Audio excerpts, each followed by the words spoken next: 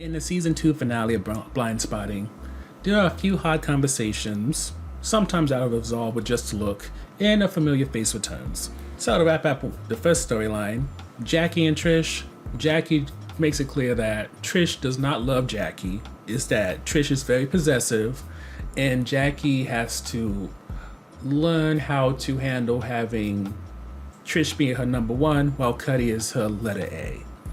And she recognizes that because she's been a bit sprung, she has neglected Trish, so she just has to rebalance her life. And while Trish doesn't like the idea of being called possessive or her love for Jackie being downplayed, Jackie also makes it very clear that they have hooked up before and this has never been a thought in her head, so it could only be that Cuddy's coming around and that's causing issues.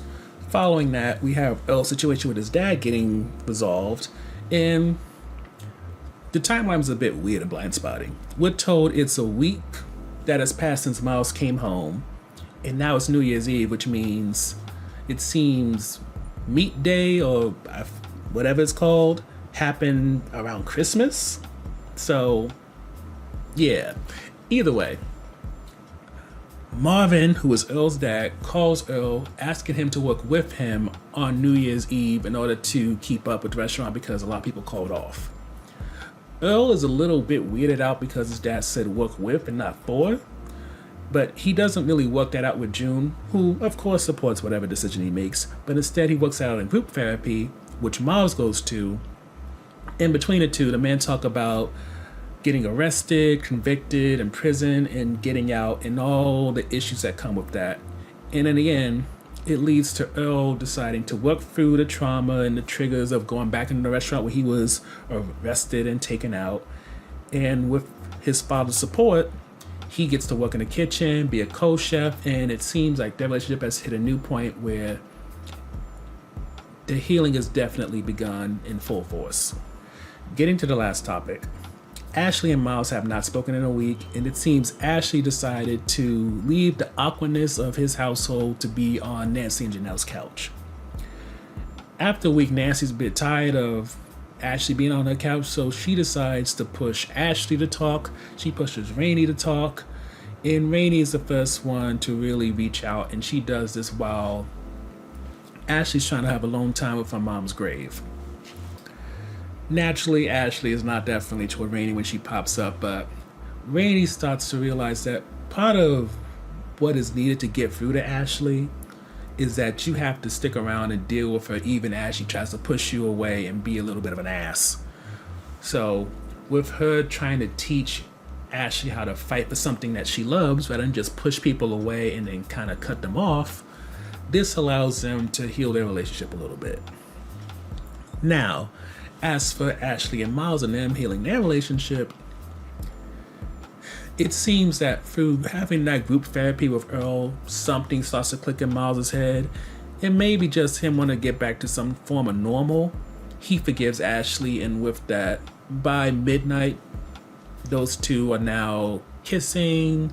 Sean is in their arms, and they're just a regular old happy family.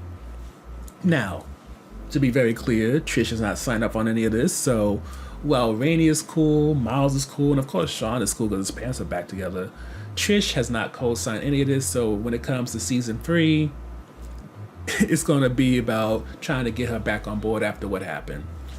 Oh, and just a note, as Janelle seems to be leaving for Bali, Colin has come back and he apparently is part of a motorcycle group now, so maybe we're trading one for the other. It's hard to say.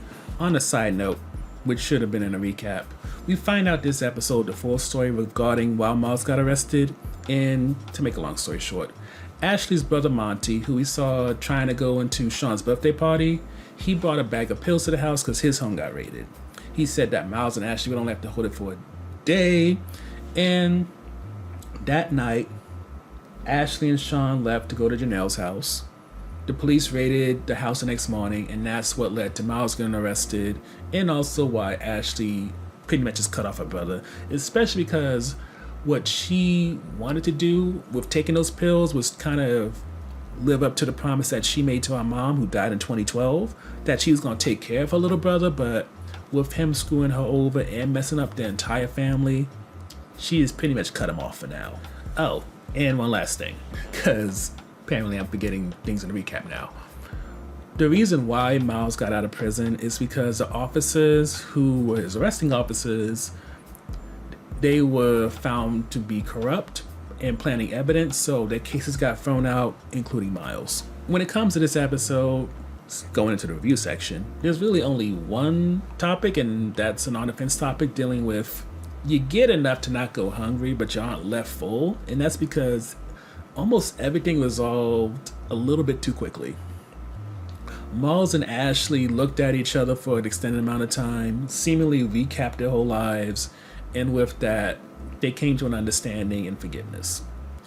Earl and Marvin have been working to get to a better place, but Earl has been so hesitant that him now just walking into the restaurant and things just being okay within a snap, it just seems off. And yes, June has been encouraging him and being a real good support, but still, considering how Earl deals with his trauma and everything, it feels like between this being an hour episode or maybe having 2 more episodes to develop this type of resolution, we're missing something here.